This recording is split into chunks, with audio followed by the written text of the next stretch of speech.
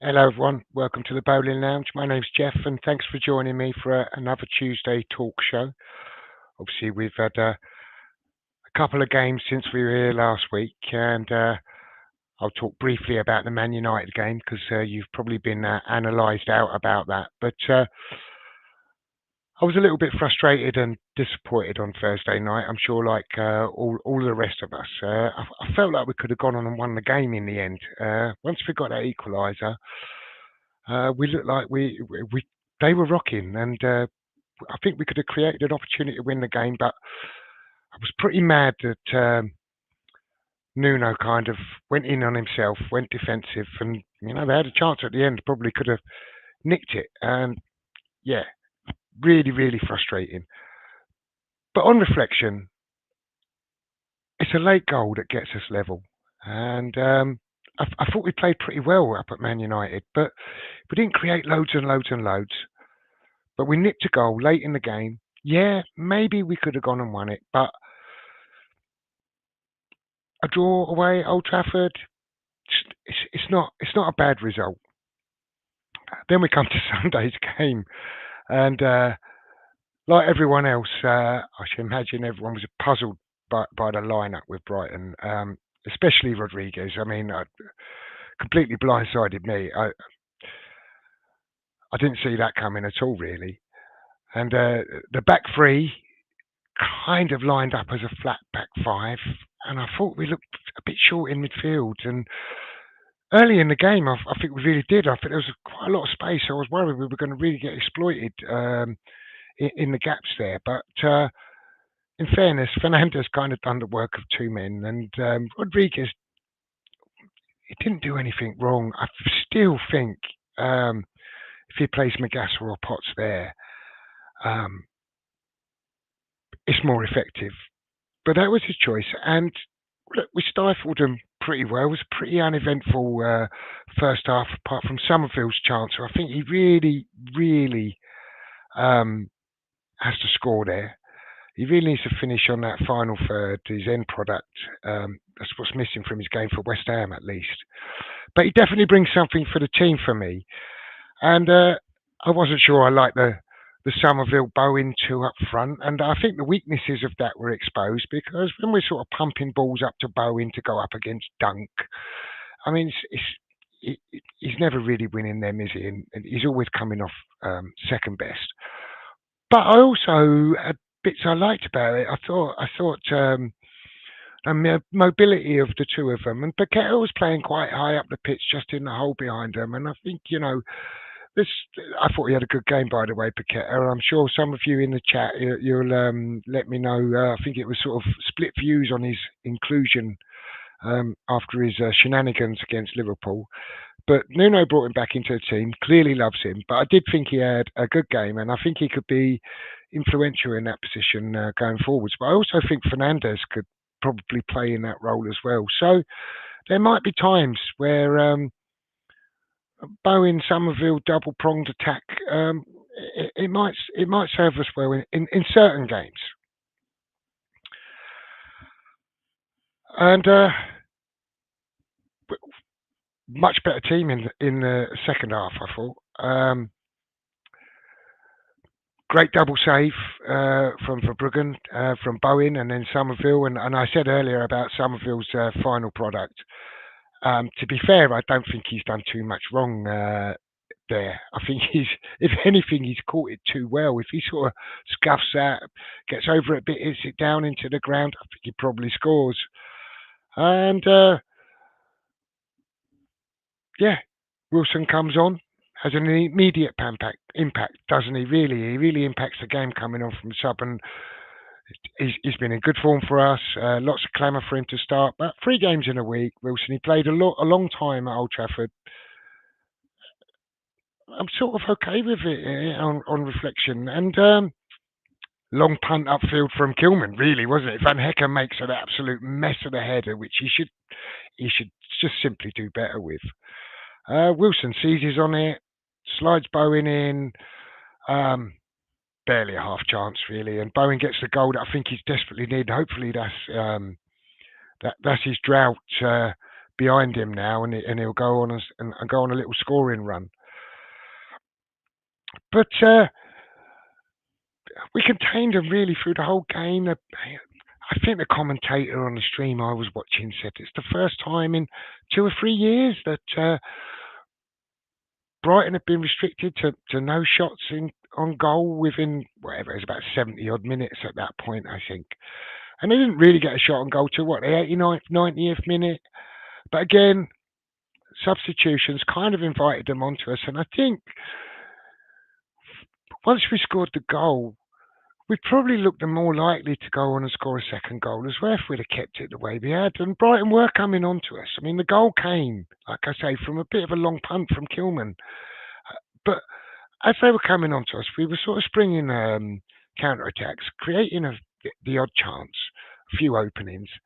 Nothing really clear-cut, but definitely had a bit about us to keep them thinking, and sort of retreated into ourselves for the last few minutes, really invited them onto us, and they scored their contentious goal, which seems to have created a bit of debate amongst the fan base, as far as I can tell. So I'd love to know what you guys in the chat think. High boot on Mavro. I think if he goes down, the free kick's given. I don't think there's any doubt about it. Handball, I don't know. It's hit his arm. It's come down. It's enabled him to get the shot away. Areola's made a good save. If he scores there and then, it's disallowed, right? Areola makes the save, comes out, and they score from the next phase of play, and the goal's allowed to stand. I think we're a little bit unfortunate, and I think we did enough to win the game. In fact, I think we could have scored maybe 3 goals on the day. Mavropanos is a little bit unlucky with a header at the end. Probably a foul if he scores there. I think he does put 2 hands on the defender. But if you remember a while back when we were really, really desperate for strikers, suggestions of Mavropanos up front, and I think he showed not just there but several times actually in that game where he got on the end of things and he doesn't hit the target. And he's got to do better sometimes. But anyway, let me come to the chat, say hello to all you guys, and let me know what your thoughts were on the game, what you thought on their goal, what you thought of our performance overall. I said last week I wouldn't be surprised if we got no points out of those 2 games, and conceivably we should have had 4, possibly could have had 6, and we feel disappointed with 2 points and 2 draws. I want to touch on a few positives as well, because there's been a lot of negativity around West Ham and Nuno. His tactics, he does do strange things, by the way. I'm sure some of you will have something to say about some of the things he's done in the chat. But let me come to the chat. Say good evening to you all. Evening words. Thanks for joining us. And Togs is in as well. Thanks, Brendan, for coming in, mate. Saying hi to each other there. I also want to touch on when we talk about handball decisions and one thing or another. I'll get through your comments, and then when I do, I want to come to a bit of the game last night with Manchester United and Wolves. Tog says, when will AWB and Jif set off for their adventures? I believe Wan-Bissaka goes on the 15th, so hopefully he's available for Sunday. And I'm not sure about Juf, but I should imagine he's not far behind him. Word says, Man, you aren't the club of old. There won't be many games at Old Trafford we can get a win. I think we wasted a chance. Yeah, I agree with that.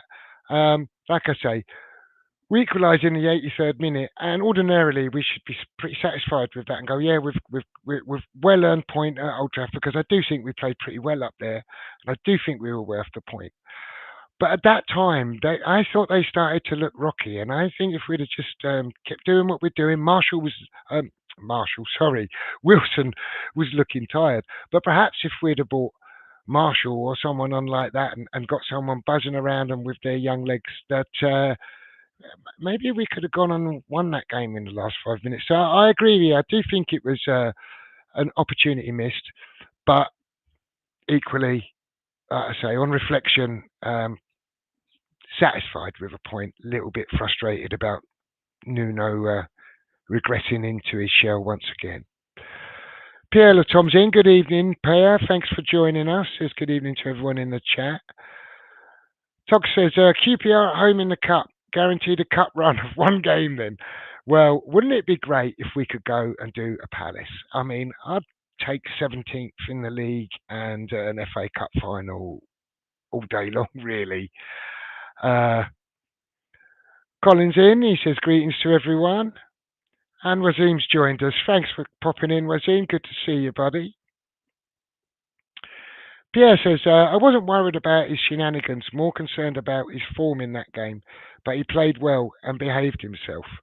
Yeah, absolutely. I guess you're talking about Paqueta there, Pierre. And yeah,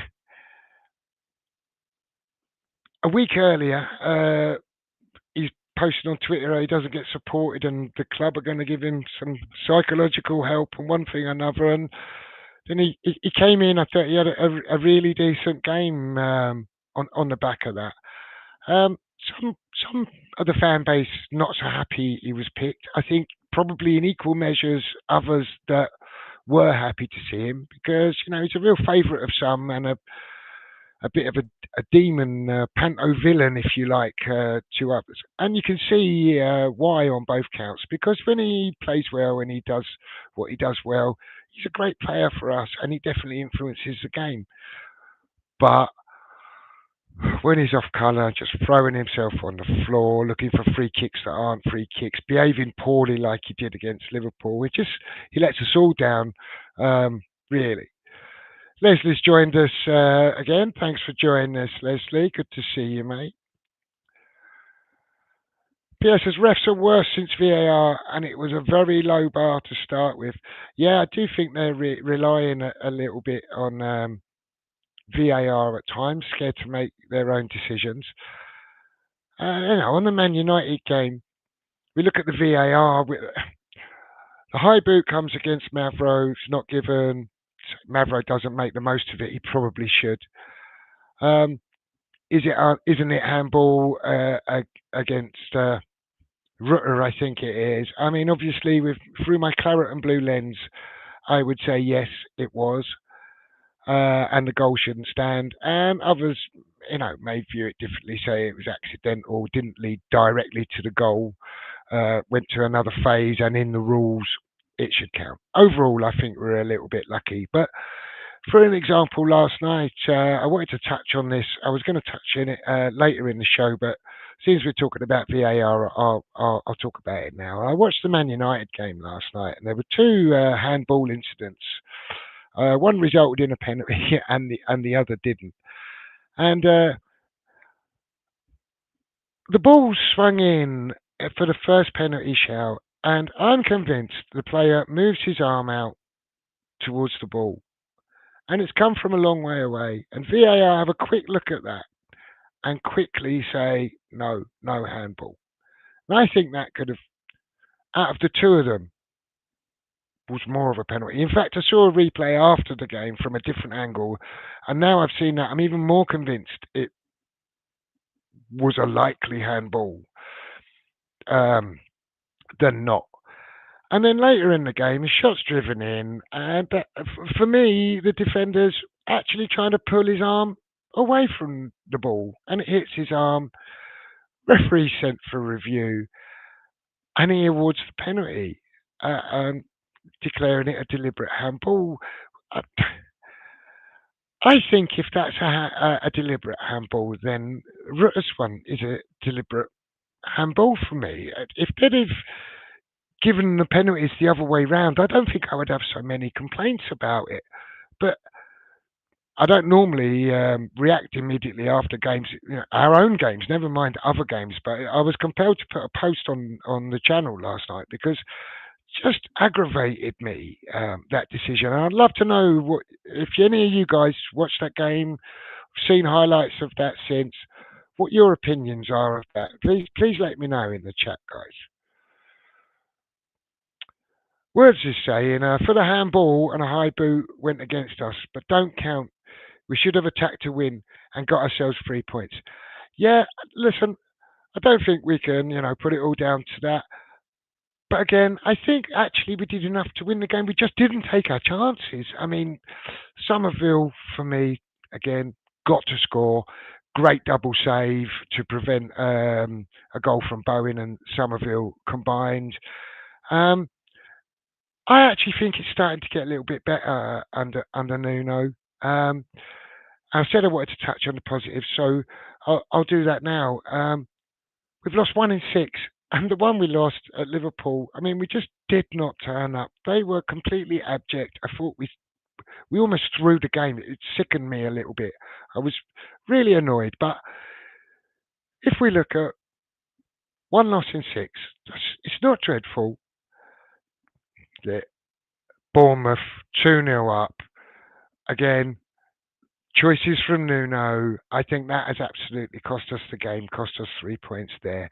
I'm not sure it's cost us 3 points quite as much against Brighton, but I think he's got to learn that we probably just can't see games out. And I think we had a winning formula against Brighton, and we should have stuck with it. Tony's popped in the chat. Evening, Tony. He says, love to join you, Jeff. Twitternet playing up. No problem, Tony. Thanks for popping in the chat, and maybe catch up with you next week, depending on your work commitments and everything else. And he goes on to say good evening to all you guys as well. And you guys just saying hello to each other.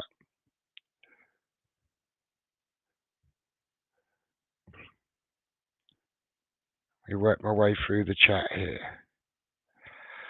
So, Togs is saying the first handball last night should have been a pen. I think that's why the second was given, though that was less clear. Yeah, my thoughts exactly, Togs. First one I think could have easily been given, and I thought it was waved away by VR pretty quickly. And the second one, yeah, I was a little bit baffled. I thought it was a bit harsh. Still.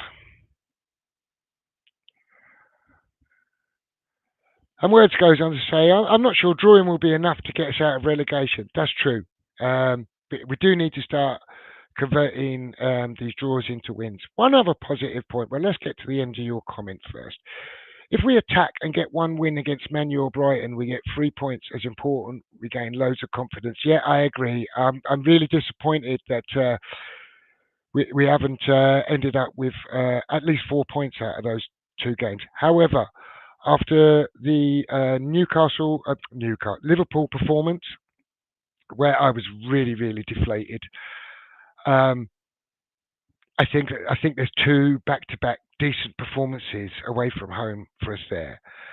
And just one other thing while I'm trying to promote the positives that we don't always see as much of. Nuno's been here for 10 games, and we've gone behind, or we've gained points from losing positions in 4 out of those 10 games. Now, that's a bit of a double-edged sword, I understand.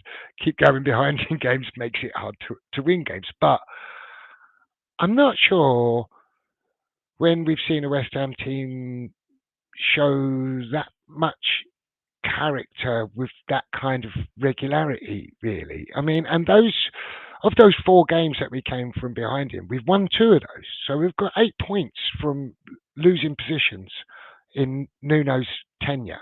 I mean, I agree. I think he's thrown a few away as well. Bournemouth in particular. I absolutely think we had the beating of Brentford if we approached that game differently. Leeds, um, a baffling team selection on the back of the Brentford 11. But I don't subscribe quite as much to the fact of everyone who's counting that as a bank of 3 points. And if we'd have played a different team, we'd definitely win there because I think Leeds at Ellen Road's tough gig for West Ham at the moment. But um, he definitely sort of set us up to fail in those two games. I will concede that. Leslie says Nuno played 10 points. What's my view on Nuno? Well, this is my view on Nuno. I'm just saying I'm trying to wring some positives out of it because we've had so much negativity around West Ham managers, the way they approach the game all the time, and like I say, one defeat in six. That's okay. Going forwards, start turning those draws into wins. Pick up a few 3 points here and there.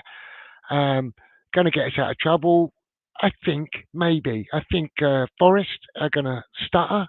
I think Leeds are going to stumble, and I think Fulham could get dragged into it, and even Brentford. But we definitely need to start turning the draws into wins. But we were losing every week and getting battered every week, and I don't think we are now.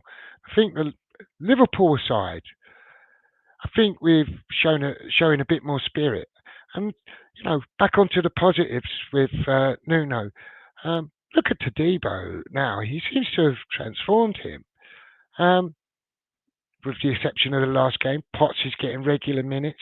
Magassa looks like he's going to be really influential for us. Fernandez is really, really growing into the side.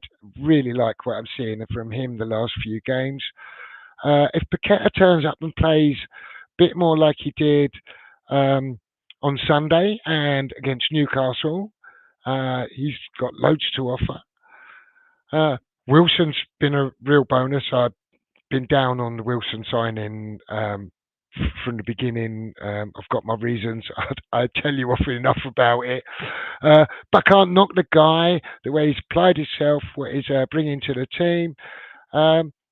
Somerville, I think he really brings something to the team, and I think he helps Bowen to be able to perform better because I think when Somerville's not in the team, um, much more attention gets put onto Bowen, and it stifles his game a little bit. And when Somerville's in the side, I think the opposition have got something else to worry about, so frees up Bowen a little bit, allows him to influence the game a little bit more.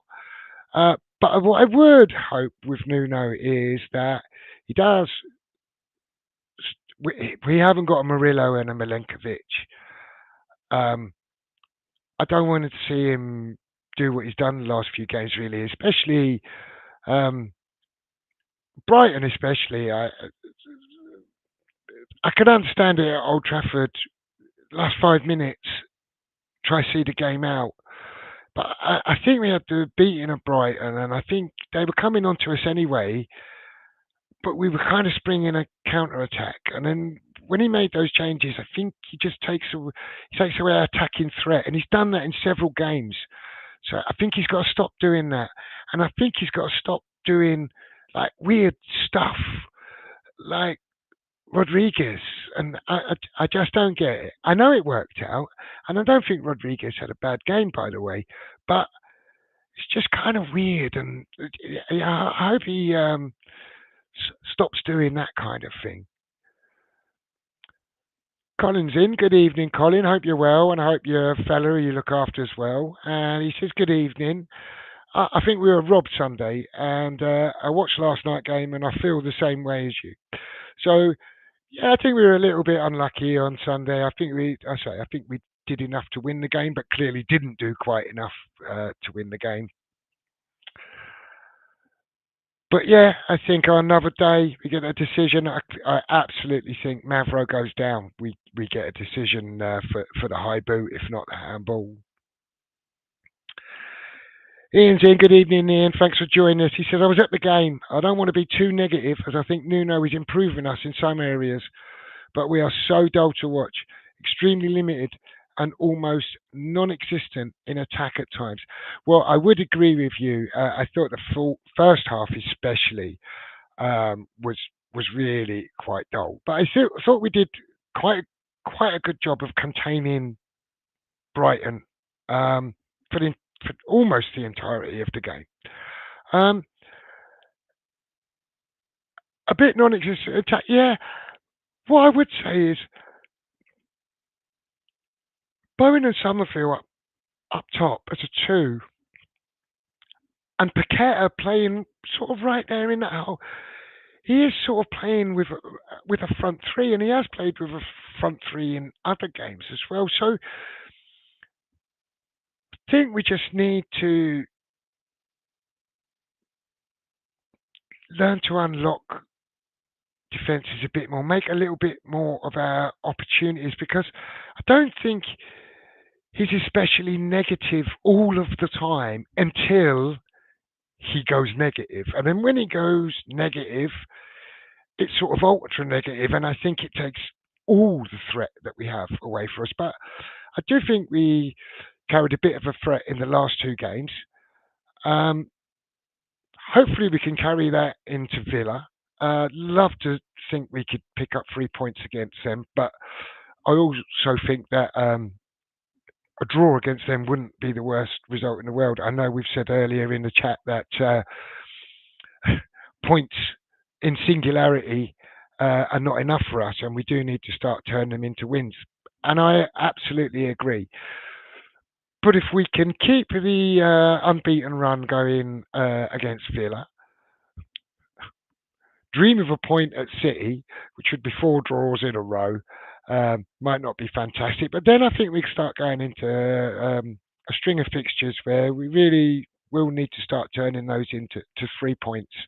We stay in touch with the teams that are immediately above us. I think everyone's going to have a little blip and have a run of games where they don't pick up points, especially those battling down at the bottom. And hopefully, our form trend is on the up, and that's what I'm hoping for, praying for, I guess, in some ways. In goes on to say, also worry that Nuno doesn't know how to get at teams and take advantage of momentum in games. I do agree a little bit with the taking advantage of having momentum in games, because I do think that it's an error he has made in several games actually, because he clearly did that away to Bournemouth, tried to see out a 2-goal lead, awful conditions for 45 minutes away at Bournemouth. And Bournemouth are a team, they're always going to come at you. They're never kind of down and out, are they? And the best form of defence in that game, I think, would have been to get the third goal. And I think then they would have been done with. But he retreated, tried to defend for a full 45 minutes, took Wilson, who was on a hat-trick, off of the pitch just after half-time. Just stuff like that really doesn't make sense. And again, at United, okay, we got a late equaliser, 83rd minute, I think it was. Okay, he wants to say we're back in the game. Let's protect the point, come away with something.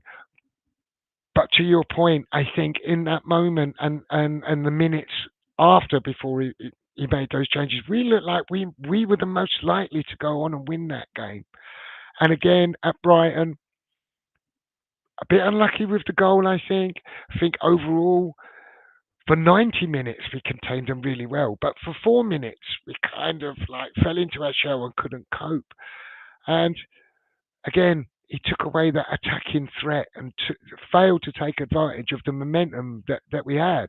Because, like I say, I still think that while Brighton were coming at us, we had a threat on a counter attack, and he took it away from us.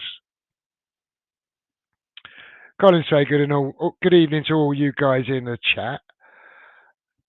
And Doc says Villa next piece of P. Well, I mean, I was so down about the next 4 fixtures. I genuinely last week when I was on was kind of saying that I can really see us not getting any points from the next four games, especially if we'd have gone to Old Trafford, stumbled against Brighton. I think the heads would have been down. Fans would have been probably on everyone's back. Nuno would be coming under huge pressure. But I think we've put in two good performances, perhaps not got the points return that we deserve out of those performances. But like I said, I hope we can carry that into the Villa game and be a side that's becoming harder to beat and can perhaps start nipping a few games. Words is saying, with Nuno, the team is making chances and not taking them. So it's difficult to question his tactics. It's when Nuno throws the towel in games, we're on top. Yeah, no, absolutely. I could not agree. Just echoes my thoughts exactly. I do think we're capable of making chances, not least in the Brighton game, and not so much in the United game, although I did think it was a good performance. But definitely in the Brighton game, we created some chances, and we're absolutely not making the most of them, taking them. But Nuno's tactics do seem a little bit like waving the white flag, saying, "Oh, enough's enough." And I don't think he should do it. I think he should cease and desist from that tactic. And Colin's saying, sorry, Tony can't join us. I'm sorry, Tony can't join us either as well, because as you guys who join us regularly will know, this is not my most comfortable space on a solo show. So thanks for sticking with me, and please do keep your comments coming in with the chat.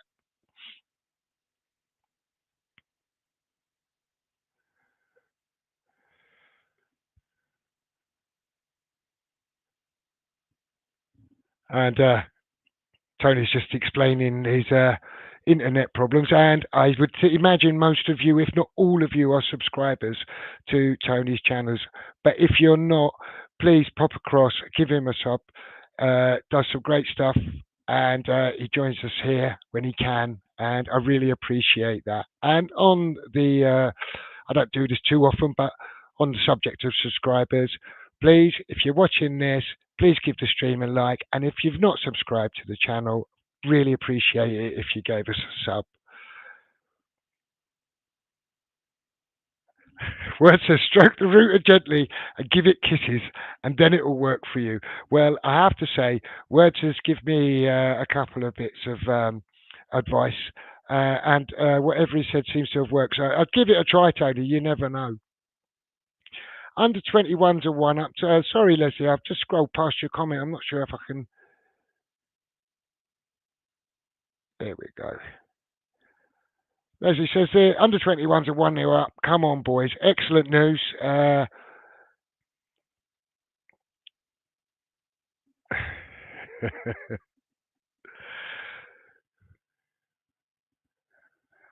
And Tony says, think we all know the biggest failure for us right now is someone who can score for fun. Yeah, I mean, you look at Wilson, and there's one thing about him. I mean, he's a proper number 9, isn't he? I think he's absolutely past his best, but he's a proper number 9.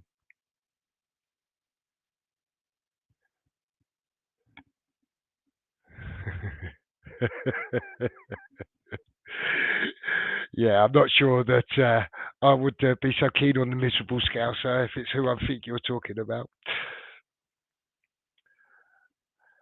Tony says, even the pundits were surprised with the tactics Sunday, actually praised it and said it suited us. Well, I think in a way it kind of did.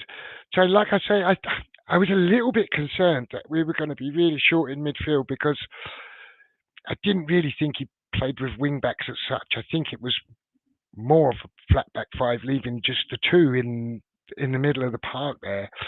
And with the two, one of them being Rodriguez, who's, a bit short of legs, and, he's definitely not the quickest. But without a doubt, I mean, I think he's a good technical footballer. And again, I'm not slagging the guy off, because I think he had a decent game. He kind of didn't do anything wrong. I just think if we'd have had a Magas or a Potts in there alongside him, it would have been a lot more effective. I've got to show that comment. Tony says, we had Ian Dowie. As long as the miserable bugger can score, I'll take it, Leslie. Yeah, Ian Dowie, what a character. Hey, face of an angel. Pierre says, Nuno still seems to be experimenting and he must stop panicking when we take the lead or equalise. But that is his style. Yeah. Um, I don't know what the Rodriguez thing was about. Feel like there could be a better option than him. Um, but having said that, I mean, he brought on Irving at Old Trafford, which no, I wasn't really expecting, and he takes the corner that leads to the goal. So, I mean, who knows? Maybe he's a secret tactical genius, and it's just waiting to all click for him. Tony says he totally agrees with Pierre. And good evening, by the way. Terence is in. Good evening, Terence. Thanks for joining us. He says, good evening. Looking forward to some decent chat and comments. Nice one, Terry. Thanks for joining us, mate. Good to see you. And Tony saying good evening to Terence as well. Pierre says, any thoughts on the fact under 21s playing tonight? Stop Nuno picking Kante, etc. for the bench. Ezra played because he's suspended for tonight. Well, there's another positive that I wanted to touch on in the list of positives regarding Nuno. And, you know, he doesn't seem too frightened to bring in younger players and blood some of the youth. I think Skulls is back in training, and I'm sure with Juff away at the Afcon, if his fitness is there, he's going to get some game time as well. We've got Potts has sort of got himself into the team. Magassa looks like he's going to fit in and gets plenty of minutes. Fernandez doing really well. He gave Kante minutes at Old Trafford. Myers minutes at Brighton. I think it's a good sign. We've been moaning about our previous managers overlooking the youth, not giving them a chance. And he's bringing more and more of them into the fold, bringing them in around the first team, getting them involved on a match day, and actually giving them some minutes as well. So, you know, Kante's got a few minutes at Old Trafford. Myers got a few minutes at Brighton. Maybe we don't see them again for a little while, but that's got to give them such a boost, and it's got to give the other guys who are getting called up and put on the bench, you know, optimism that that they might actually get on the pitch. They might get a first team game, first team minutes for West Ham United. It'd be a dream for most of them. So again, I think that's a real positive. This is where I'm kind of coming from, trying to be optimistic about it, and I'm trying to be encouraged. And I just think the one loss in six, that's encouraging. Our last two performances away from home have been encouraging. By the way, I get all of the critique and the criticisms of Nuno's tactics and the substitutions that he makes. Uh, I'm not trying to defend all of that because I'm kind of on the same page with all of that. But I said last week, you know, if we want younger players in the team, we want a younger team. We're going to have a young midfield of potentially Potts, Magassa, Fernandez. We can't fly off the handle at every little thing that goes wrong. And in the last two games, I think West Ham have been pretty good, and I think we deserve more than the 2 points that we've got out of it.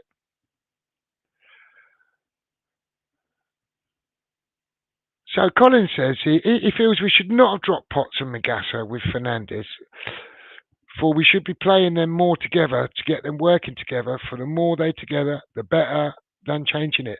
Yeah, I kind of agree. The Rodriguez thing came out of the blue, and if he'd have played that way um, and dropped either Potts or Magassa, um, and played one of them alongside Fernandez in the centre of the park there, I could have kind of maybe understood that more. But it really threw me, as I'm sure all of you, the Rodriguez thing. But like I say,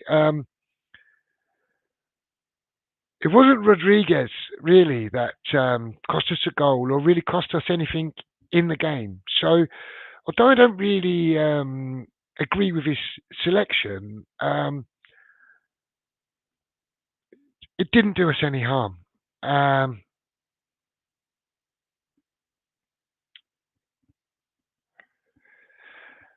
Leslie says, Megassa never played Liverpool, so was he rested or dropped? Baffling. Well, I mean, he put in an absolute man of the match performance up at Old Trafford, gets his goal. Um, so I would like to think that he's perhaps said, it's Thursday night, Sunday's come around quick, and I'm going to give you a rest, rather than I'm dropping you out of the team because your performance wasn't good enough. Because he was a standout for me as Fernandez was on Sunday at Brighton. I thought Magassa was absolutely standout at Old Trafford on Thursday night. So yeah, I'd like to think he was rested rather than dropped Leslie.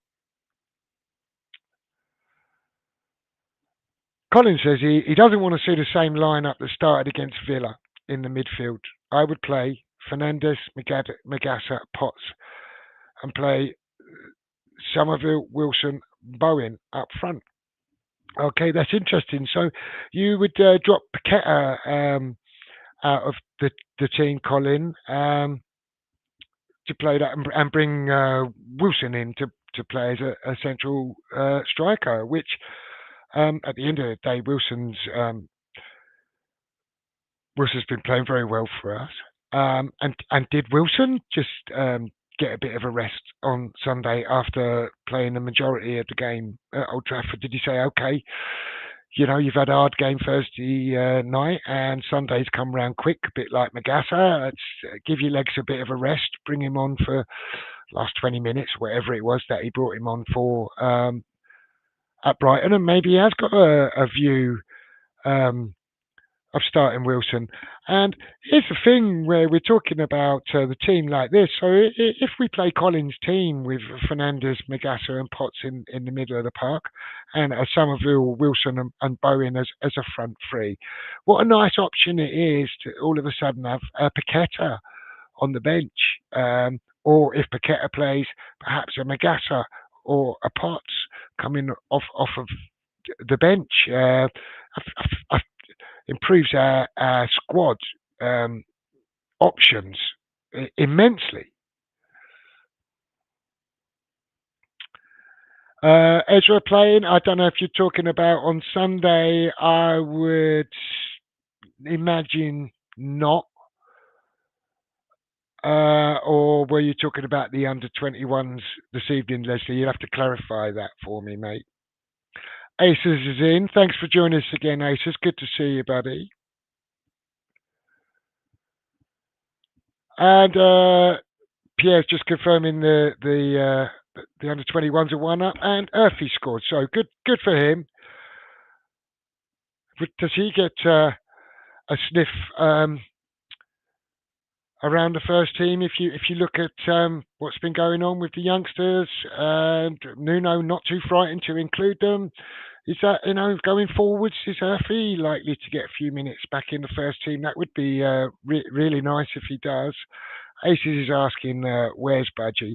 Well, Budgie's been working quite a lot, and I've got to read this comment. He says, Leslie says his cage door is jammed shut. Well, he's quite busy these days, Budgie. And I did speak to him this week, and he said to me that he's hoping to move house this weekend. So I think he's got a bit of a busy week getting all of that together. Hopefully, we'll see him on the channel this side of Christmas. But you can always catch him on the West Ham Network on a Wednesday night where he does his old school Hammers show. So if you're getting a bit of budgie withdrawal symptoms, Aces, tune into that and with him and Kieran. I'm sure you enjoy it. Ian says Villa is about the hardest game we can have. They play wonderful stuff. Very good manager. Has created a great mentality around the club. if they hadn't had such a rocky start, would be title contenders. I kind of agree with those sentiments. I think it is a really tough game. I think they do play good football. I think they've got some really good players all over the pitch. And I absolutely agree on the manager. And if you take his attitude last weekend against Arsenal, um, he could have easily settled for the draw against title topping table topping Arsenal, but he didn't. He absolutely didn't. He went. He put the game at risk to win it. And he got his just desserts out of it, and he turned Arsenal over and got 3 points out of it. And you have to admire him for that. And I think he's not going to be coming to the London Stadium with any fear, that's for sure. So, if Nuno gets a goal in front or gets us level and decides he's going to try and see that out, Emery will absolutely be all over that, and I'm sure he'll put on the options to get himself over the line. So I do think that not all out attack. I'm not suggesting we should do charge of the light brigade or anything like that. We've got to be clever about it, but absolutely, if we're in that game, whether we be leading or drawing, um, please, Nuno, do not just try and see the game out, invite Villa onto us, because they definitely will punish us, in my view. Terence says, we seem to be chatting like we have got a world class team with loads of options. Do we play the best and burn them out? We have no choice but to attempt to rotate like we got options. Yeah, I mean, I kind of agree. We haven't got a world class team. That's for sure. We have got limited options, but with Potts working his way into the team, with Magassa looking like he's starting to shine, Fernandez, I think, is going from strength to strength, game by game. Somerville's returned from an injury, and I definitely believe he brings an impact to the team. He really does need to polish up on his end product, his decision making in the final third. Uh, but he definitely brings something to the team. Um, so I do think we are in a better place than we were a while back. I mean, Tadibo now looks like a player, and you want him you want him in the team now. It wasn't so long ago. People on shows like this and in the comments were going, don't want to see Tadibo play for West Ham again, bomb him out the club, etc., etc. And he's looking like a real asset now. So I do think that Nuno is improving the team.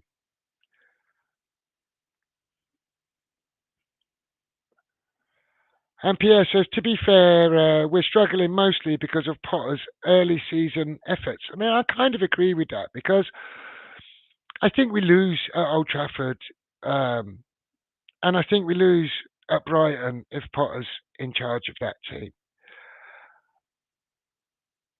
We'd probably lose at Bournemouth as well. I doubt we'd go 2 goals up. I mean, we've really struggled to create chances under Potter. Leslie says, Salah being childish and making it all about me, Paqueta's competition, caused mayhem at Liverpool. My view, yeah, I do think he's caused mayhem at Liverpool, actually. Um, I think they're blessed with more talent than we've got, so that he can probably afford to free Salah out to a degree. I mean, he's sort of done that over the last few games. He's put him on the bench and he hasn't featured, and now Salah's sort of spat his dummy out a little bit, hasn't he? And I'm not sure the club have thrown him under the bus as he suggests. I don't know if it's recoverable or not. If he leaves, though, I'm not sure he goes to another Premier League club. I think maybe goes to Saudi, and Liverpool try and get a load of money out of it. What are your thoughts, Leslie. Let's be. I'll follow up with the Paqueta thing. Yeah, after Liverpool, and he generally does make it all about him, Paqueta. After his Liverpool sending off, he definitely made that all about him. I thought it was really, really self-centered and childish. I was pretty annoyed with him. I think he's not a kid. He's he's a seasoned pro who knows better. And I know he kind of plays on the edge, and I know he's got that kind of temperament about him. But I thought it was pretty low and poor behaviour that he showed against Liverpool. Then he came out with all the mental health stuff, and how he hasn't been supported, and the club said they're going to put stuff in place for him, and he's banned in midweek, and then he plays the following Sunday. Nuno clearly loves him, puts him in, but like I said, I actually think he put in a pretty decent performance against Brighton, and I don't think he showed much signs of distress from his psychological sufferings in that game. So, yeah, I don't know what's going on with Paqueta. I think he's just a little bit selfish. But if he's a team player, he does stuff for the team, shows his class. No, I'm on his side. But if he's gonna let the team down, I think can be a liability when he does that. Ian says he agrees about Potter, Pierre. Potter was a disaster. Looking back, I think we'd be certain to be relegated if we hadn't moved him on. I think we now be okay with Nuno this season. Just. I think I'm on that page with you, Ian. That's kind of what I was saying. He's been in charge 10 games. He came in on the back of where we were with Potter's team and tactics the start to the season that we had. And he's taken the following 10 games. Like I say, we've recovered points from losing positions in 4 of those. We don't think we're ever doing that under Potter. If we went behind under Potter, that was it. It was game over. So there's progress there, right? We're not picking up enough points at the moment, but I believe that we will. I believe if we carry on the same trajectory as we've got, 1 defeat in 6. If we keep not losing, we will start winning. Hope that makes sense. But I do think that if we can not lose in games, I think we'll get our fair share of games where we get over the line, deservedly or not. And maybe we'll start winning some games that perhaps we don't really deserve to win. But I'll take that right now because we need as many points as we can get, as quick as we can get. Leslie says, do I think Paqueta leaves in January? I'm not sure that he does because I don't see where he goes. I don't think he wants to go off to Saudi or anyone like that. I'm not sure there's a queue of European clubs waiting to take him on. Not even sure if what is true about the federation, i.e. the FA, the way he's been treated and the way he feels about them. I'm not sure he wants to stay in England. So if he wants to leave West Ham, I'm not sure that he wants to leave purely on the basis that he doesn't want to be at West Ham, but perhaps just as much that he doesn't want to play his football in England. And then really the only other suitors are Brazil, and I think their season's coming to an end, isn't it?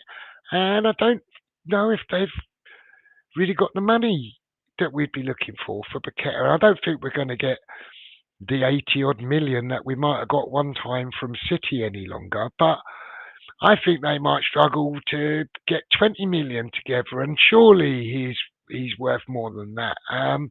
You wouldn't take 20 million for him, would you? So I don't know. If Villa came back in with 50 or 60 million for him, 45 million, something like that, would he go? Possibly, but I think no.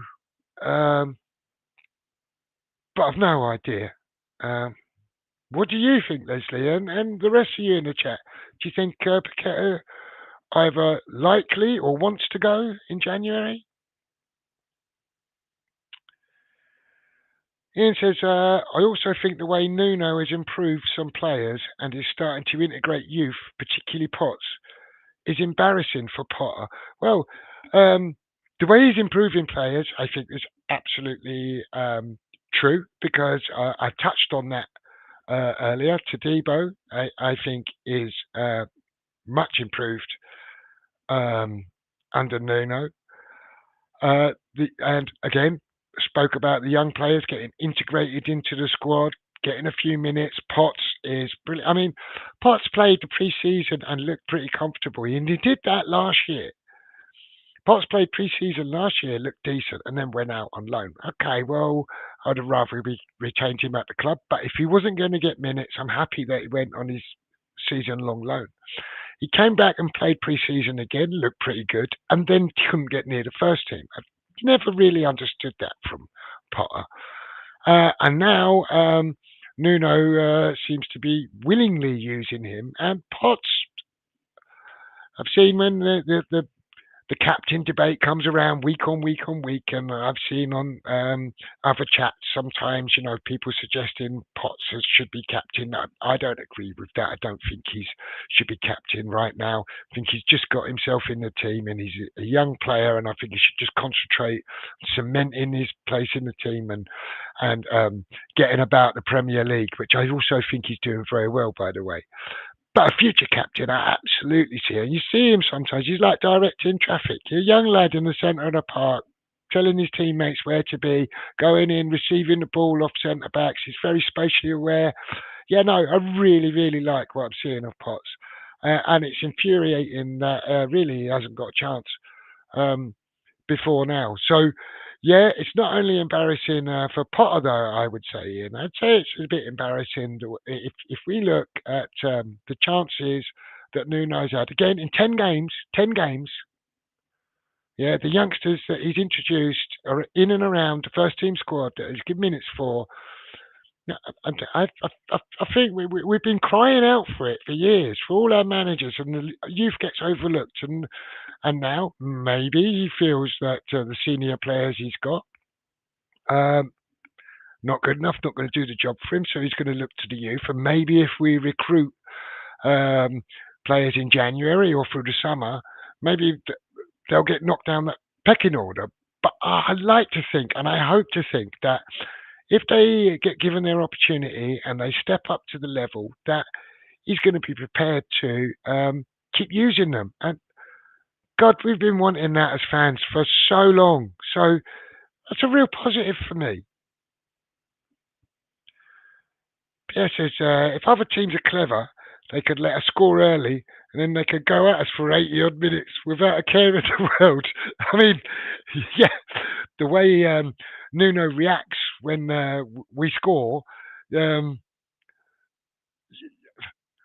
can't argue with that, but let's hope that he doesn't do that. I mean, the Bournemouth thing, it's mind blowing stuff. He's definitely cost us points with all the positivity that I'm trying to lay towards the progression of the team. I don't know, we're not quite the finished product yet, are we? But I keep going back to 10 games, unbeaten in 6. All the rest of it that I've said several times already. There's reasons to be positive or to have some positivity. I hope that we're starting to turn the corner. Tuck says, I'm disappointed that we haven't been linked to that Duran fella. Surely there should be a rumour started that he'll join in January. I'm sure there probably has already, Togs. I'd be interested to know, Brendan, let me know what your view is on Duran. Let's just pretend that there's a rumour out there. Let's just pretend we're on the verge of signing him. Would you be for or against? And everyone else in the chat, let me know. For me, Duran is a wonderful talent. I think he could be superb for us, but he seems to have some problems that follow him around, or maybe he's the problem. that so do we need that kind of player that maybe he's going to be a bit of a disruptor? Maybe he's not going to take decisions well. Imagine he gets pulled off, and or he doesn't start the next does as a Wilson doesn't everyone questioning why he doesn't start the next game, and he doesn't start, and does he throw his dummy out? Does he cause problems? Does he do a Salah early days? Start saying how the club's thrown him under the bus after he's been here 5 minutes. I don't know, but he seems to have a bit of that about him. But what he could offer to the team and on the pitch, it'd be hard to turn down, wouldn't it? So, what are your guys' views on that? Colin says the reason I would play Wilson for Paqueta is because he is more likely to get us a goal or two, to take the chances we are going to get against Villa, for we missed some good chances Sunday.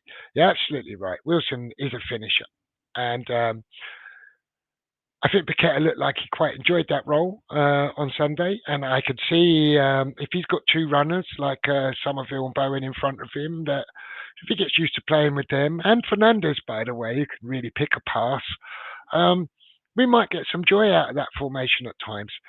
But I do agree with you. Wilson is quite a clinical finisher if you get him in front of goal. If we create chances for Wilson, he'll score. And you look at the chance Bowen created late in the game at Old Trafford where he whips the ball across, and Wilson's on his heels a little bit, doesn't get there. But I think if that's earlier in the game, Wilson makes that run and he scores, he gets on the end of that. I think the only reason Wilson doesn't do that then is because he's shattered by that stage of the game. But ordinarily, create a chance like that, I think he scores.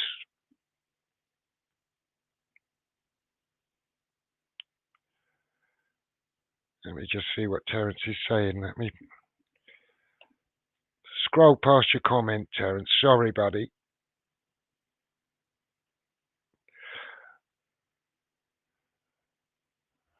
He says, I totally agree with Colin.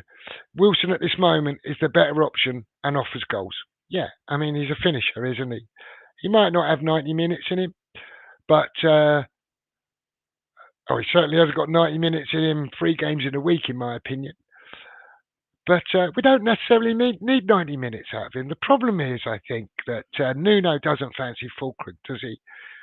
And Fulkrug reportedly wants out. And I think the way he's played recently would suggest that he probably does. So it's either Wilson starts, and then what do we do when you take Wilson off after an hour or 70 minutes or whatever it's going to be? Or you approach the game differently and then introduce Wilson on the hour mark or 70 minutes and get him to offer you something different for the last half hour. I guess it depends on your opponent and how you're going to set up on the day as to which is the right answer. I guess the one that gets us results will be the right answer. Colin says, Jeff, Villa beating Arsenal has made it more interesting at the top. For I feel come into the season, Arsenal won't be champions. Well, that's interesting, Colin, because I've got a few Arsenal friends. And one of them texted me at the end of November after they were, whatever they were, 6 or 8 points clear.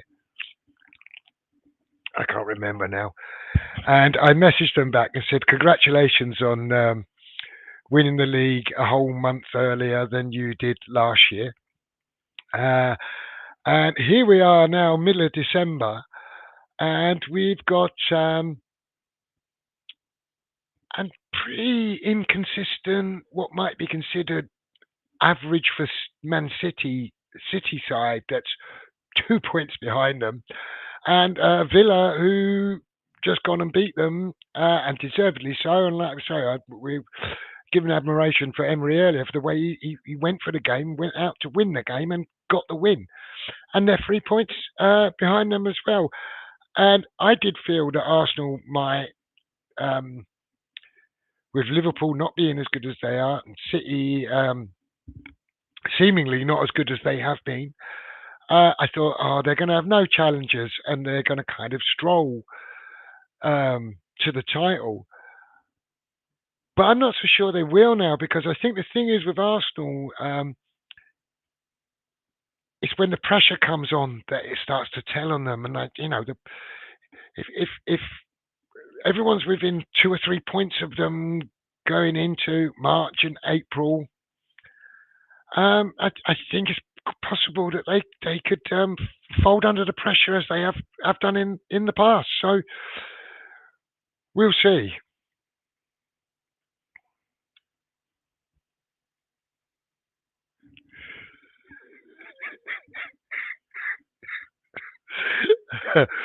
Togs, as usual, comes up with a weekly diamond. He says, is there any truth that Chris Rea has had his Christmas plans thrown into disarray because his car failed its MOT? He won't be on the road to hell, will he? Well, maybe on a bus. And Tony says he's broken down for Christmas. Word says, I agree. Not losing is a great turnaround from where we were. If we start finishing our chances, we should start winning. Yeah, kind of my sentiments, exactly words. Like I say, I've been determined to try and be a bit more positive this show about West Ham and our prospects because I was really down last week. The Liverpool, the whole thing about the Liverpool game really got me down. Actually, I was on a downer last week. And I'm starting to try and look at things in a different light. Now, if we get absolutely battered by Villa on Sunday, that might, give me a different view again. But I really am trying to see, like I say, the positives and the improvements that he's making in the players, the turnaround in our results, the fact that you can't. I can't say it's as standout noticeable as the sort of grittiness that Leeds try and show at times, but we do seem to have some bit of steel about us. Like I say, if we've been retrieving points from losing positions, which we haven't done the way we have done recently for quite a while. So there's something there. Togs is doffing his cap to Tonto. Tony, the under 20. I've scrolled past that and I can't read the.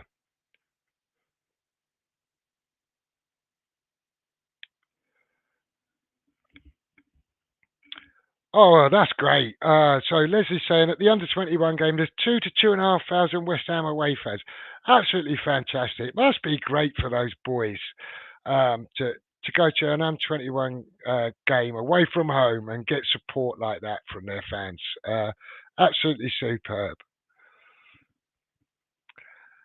And Tony's asking if it's still 1-0. Yeah, please let us know if there's any change in the score. Colin's asking, do I feel Kilman will be gone in January? For I feel there is a good chance that could happen. I don't really know. Where's he going to go would be my question. Who's going to buy him? What do we get for him? And in PSR terms, can we afford to sell him? Now, if someone's willing to pay, let's say someone's willing to pay 20 million for him, and we've paid 40 on the PSR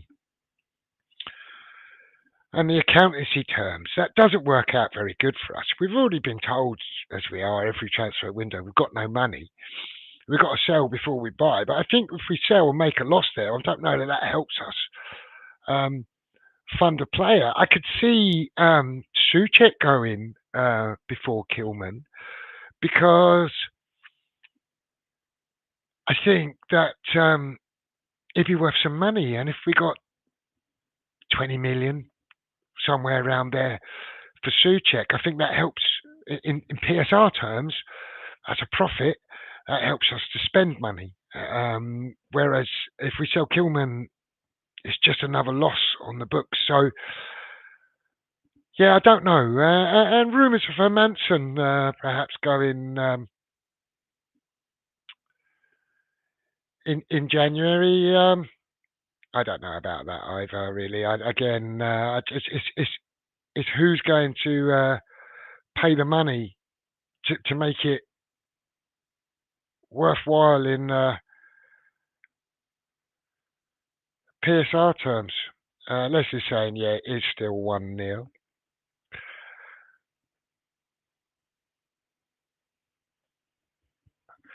Leslie says if they line up a signing, he thinks Kilman will be sold. So there you go. I mean, two different views. I think it's unlikely for the reasons I've said. But Leslie thinks that if they can bring in another centre half, perhaps they will move him on. So who knows?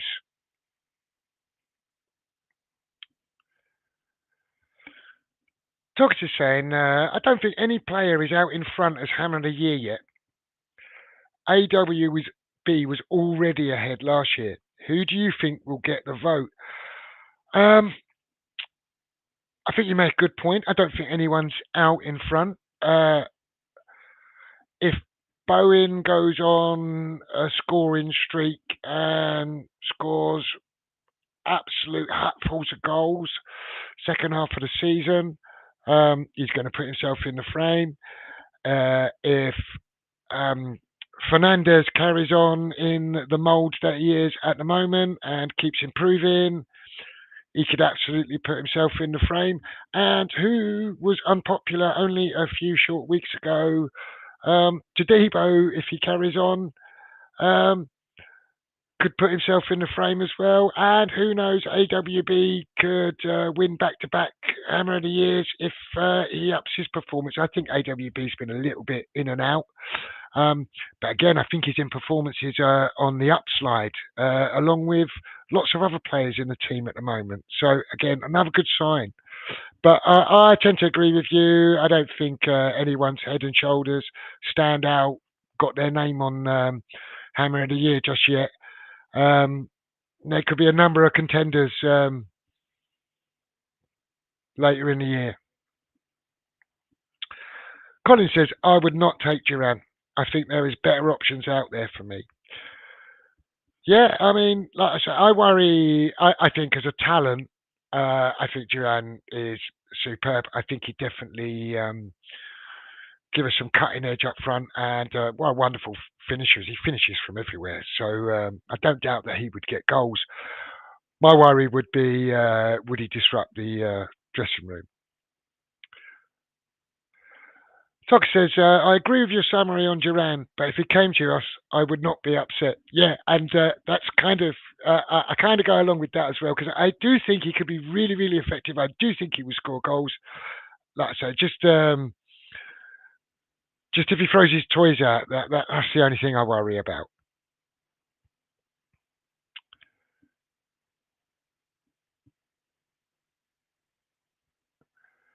Terence says, our youth prospects are another reason for our arsehole of an owner not to spend money. Yeah, I mean, yes, but then we do want them to come through and come into the team. And I think he can't not recruit in January. If he doesn't recruit in January, tries to rely on the youth and what we've got, and we get relegated, he's in big trouble. I think he runs the club like on a bit of a shoestring. I don't know where all the money goes all the time. We never seem to have any money, despite selling out the stadium every week, despite being European champions but a couple of short years ago, despite being the 16th, 17th richest club in world football, we never seem to have any money. So if we get relegated, I think that's a real problem for him. So I think he has to open his wallet to some degree. Don't forget, we haven't got any loans at the moment, so I wouldn't be surprised to see a flurry of loans, or maybe one signing if we can shift. If we've really got a sale to buy, if you shift someone on, you can see maybe one permanent signing, maybe a loan and a loan with an obligation or something like that. There's a way to get like 2 or 3 players in, so I wouldn't be surprised to see something like that happening. Doug says, I expect we'll get a Portuguese or Portuguese. Yeah, well, Nuno does like a Portuguese. A Guy speaking striker in January.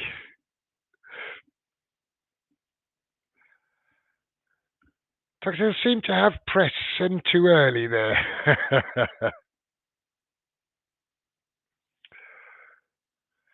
Word says we're not really in a position to turn players down. In January, if we can't get anyone else in, we have to take Duran. Yeah, we absolutely can't turn players down. I don't think we could afford to turn a player of Duran's quality down. I'm not sure if he would really want to come here, especially after what went on before. We might have burnt our bridges with him there. But you never know if he's desperate to get out of where he is. Then maybe he would come. But I think it's unlikely. I absolutely would take him, especially on a short-term deal.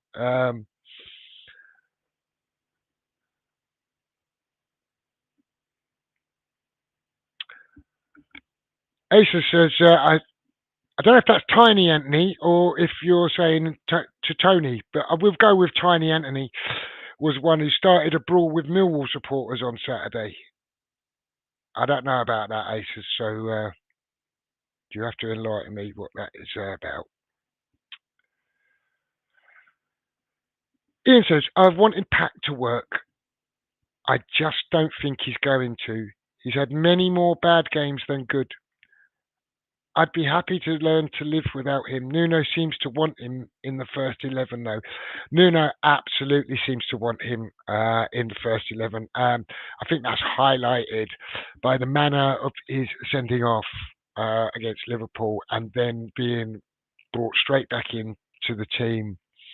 And Nuno just can't praise him enough, does he? Whenever he speaks about him, he really sings his praises. So I agree. I think he does want him in the first 11. I also agree that he's very inconsistent, Paqueta. We'll get what he the kind of behaviour that he has at Liverpool one week, and then a decent performance like he gave against Brighton another week. And you never kind of really know which one you're going to get. I actually quite like if he's going to set up the way he did against Brighton, for example. I wouldn't be against Fernandes taking the role that Paqueta played behind the front two there and having Potts and Magassa behind him. I've been really impressed with Fernandes. I think he can spot a pass. The last couple of games, he's pinged a couple of lovely ones, passes that Paqueta would be proud of. So, it's all about the fee for me. If Paqueta wants to go or is moved on, we need to get something back out of it. We need to be able to reinvest that. Even if we're going to say, do you know what, we've got Fernandes who's going to be Paqueta's replacement there, but we absolutely have other areas of the pitch where we need investment. So we have to recover something out of it if Paqueta's not going to be a part of the team or the squad. And Leslie agrees with you, Ian.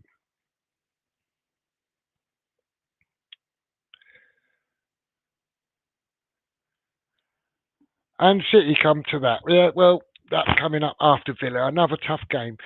City aren't what they have been in the past, I don't think, and I think that's been shown. But having said that, there they are, 2 points between Arsenal, who, in fairness, have been pretty dominant up to now, and there are City just on their shoulder. So I'm sure it's going to be a real big test for us. And I don't see Nuno being too aggressive there. And maybe you try and mirror what he did this Sunday, and he play with Somerville and Bowen up front there, and string five across the back again. I don't know that we're going to stop Haaland in that game. I think they've got probably too much creativity in attacking areas for us to be able to keep them out. But I thought we'd lose 2-0 at Man United, and we put in a pretty decent performance and got a draw out of it. So what do I know? And Leslie says he'd prefer Wilson to be back up to a decent striker or a decent forward. Yeah, absolutely. I think Wilson's done really, really well for us. Um, but do we want him to be our first choice? Is that who we're going to turn to week in, week out? No, I'd much rather that we pick and choose the games that we're going to start him, or we use him, as I said earlier, for the last half hour, 20 minutes of games. I think that'd be a good role for him, but don't have that option at the moment. And hopefully, by the end of the January window, we'll have addressed that area and brought someone in, and perhaps Wilson can start playing that role a bit more.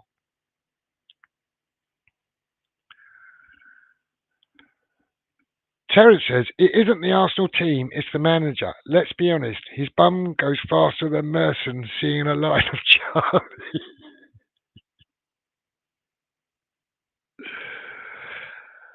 And Tug says, Skamaka's just scored against Chelsea. What could have been? Yeah, I mean, Skamaka and Hala and Collins just echoing that Skamaka scored against Chelsea. Felt he was a good striker. We just didn't know how to play him right. I think that was true a little bit of him and Heller. Um, I think they both, Haller especially, I thought had the ingredients to be a good striker for us. But I think Moyes really pissed him off and played him in the role, and I just think he couldn't be bothered in the end. And I think Skamaka's a little bit like that. And again, we just didn't play him correctly. And I think Skamaka can be a little bit lazy, and I think he did get a little bit lazy at West Ham. But he's undoubtedly a good player who can score goals. Togs is saying that JWP will be the first out the door in January. All very odd, that. And here's the thing, when we talk about January, we've got, I mean, I don't know if we can move JWP on. I agree it's odd because, I mean, he was a mainstay in the team. Lots and lots of West Ham fans did not want JWP to be a starter and in the team. And it was predicted when Nuno come in that would be the last we've seen him, and that has been the case. So I don't think you can question Ward-Prowse's commitment and professionalism. So I think there's got to be something between him and Nuno. I'm quite pleased he's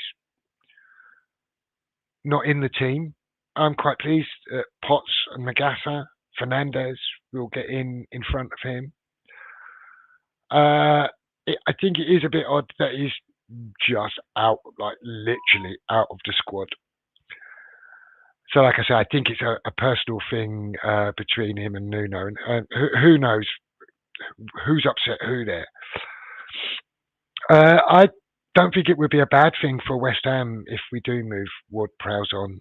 Personally, if we can get his wages off the book, if we can get anything back for him, I think he's just taking up a squad place at the moment, really.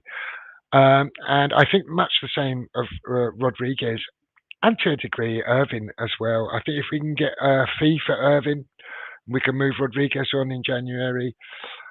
I'm not sure we get a fee for Rodriguez, but if we can get a fee for Irving, pretty sure that would be a profit because I think we paid under £2 million for him.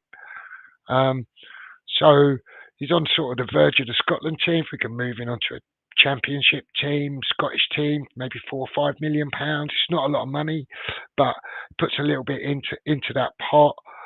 Souček, I'd happily keep around the place. I think he's got a role to play. I think he's definitely got something to offer.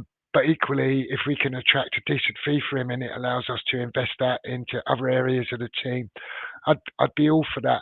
And this is another reason why I'm trying to be a bit more positive about Nuno, really, because I'm not quite on the wait till he gets his players, he's going to transform the team. But I do think that he's got plenty of players that he's not keen to use or he's reluctant to use. And if we were to bring in some options in different areas, it might help balance our team a little bit more and get him to play the way that he wants to play a little bit more. And at the end of the day, we're quite happy to see JWP, Rodriguez, Irvin, or especially Irvin if he attracts a fee, um, move on in this window. I'm not sure he would. And as people said earlier, if we recruit another centre back and he wants to move Kilman on, I'm not going to shed any tears over that. If I'm honest, I don't know if Kilman's really as bad as he's shown for us, or perhaps he is. But he's definitely having a tough time of it at the moment. Anyway, guys, I'm going to quickly talk about the Villa game. Perhaps run through the sort of team that I might like to see.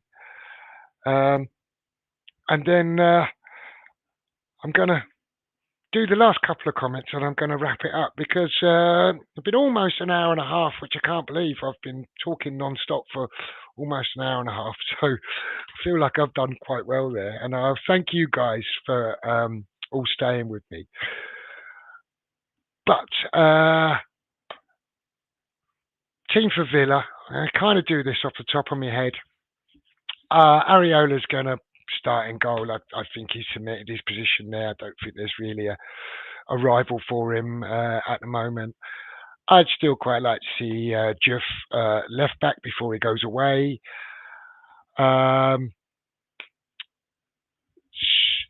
And I think he was better in the last game. I still think he makes errors, but he's young, and we want younger players in the team, and we're going to have to put up with the fact they can be a little bit rash at times. So stick with Juff. Todibo, Mavropanos, and Wan-Bissaka. I'd get Wan-Bissaka to play before he goes away. I'd like to see basically Collins' team from earlier. I'd like to see Potts, Magassa, Fernandez in there. And I'd happily see a front three of Somerville, Bowen, and Wilson. But let me know your thoughts. I'm not going to be as negative as I was because in the week I said we get no points. Or didn't say, but I said it was quite possible we get no points from our next 4 games. And so I think we put 2 decent performances in and a bit unlucky not to get more than 2 points out of it. So I'm going to cross my fingers for another draw. I'm going to say another 1-1 draw at the weekend. Going to wrap up with your final comments. Put your team's predictions in, and then I'm going to call it a night. So thank you very much, all of you, for joining me. Doug says, thanks, Jeff. A mighty effort on your own tonight. Agree on a JWP Irvin Guido and to keep Big Tom. Thanks, chat. Night all. Thanks, Brendan. Thanks for joining us, buddy. Thanks for your contribution. Always appreciated. Leslie says, strong links from Celtic for Irvin. Yeah, fine. I mean, let him go there. And, he's not getting his game time, really, at West Ham. And he's on the edge of the Scotland squad. They've qualified for the World Cup. Let him go and play in the SPL. He'd be playing for a big team up there. If he can get himself in the Scotland team, good luck to him. And like I say, we get a few £1 million for him. I think it'd be good all round for everyone. I think it's good for West Ham. I think it'd be good for Andy Irvin. Words says Jeff puts another show in the back of the net, getting 3 points. Thanks, Words. Thanks for your support, Tony. Much appreciated, buddy. Terence says he's got to go. He's taking his dog out. Thanks to me and the chat for the entertainment tonight. God bless. And God bless to you, Terence, and thanks for joining us, buddy. Everyone's saying good night, everyone to everyone. Pierre says hit the like. Thanks, Pierre. Appreciate it. And Colin says, these are the players I could see being gone in January. Hermansen, Kilman, Souček, JWP, Rodriguez, and Fulkrug. Oh, yeah, I forgot about Fulkrug potentially leaving in the window, and I'm not sure he offers that much to West Ham at the moment. And as long as we get a striker in, I'd be pretty happy to see Fulcrum go, to be honest with you. And Colin says, I think we might get a 2-2 draw. Yeah, I was sort of verging on, do I say 2-2 or 1-1? But I'll stick with the 1-1. Pierre says the under-21s are still 1 up, under pressure, 88 minutes. Let's hope they can hold on, and those away fans that have turned out for them can help them young lads get over the line. Colin says, great show and good night. Good night to you, buddy. I'd like to say thanks to all of you for joining me in the chat. Thanks for your support and help me get through the show this evening. And hopefully we'll see you all next week. Let's hope we get a result on Sunday. Till next week, come on you Irons. 1-0 to the